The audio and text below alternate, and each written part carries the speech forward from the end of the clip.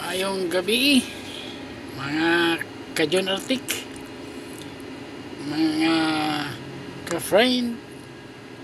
Okay, ngayon ko lang natapos ang complete na sa ating snap na 24 volts. Na-install ko na ang extensoler at ang kanyang ECC solar charge controller. Yan, kahit gabi meron pa rin 8 o 6 o 8 o 6.5 volts. Okay, ang ating battery 26.4 at ito ang kanyang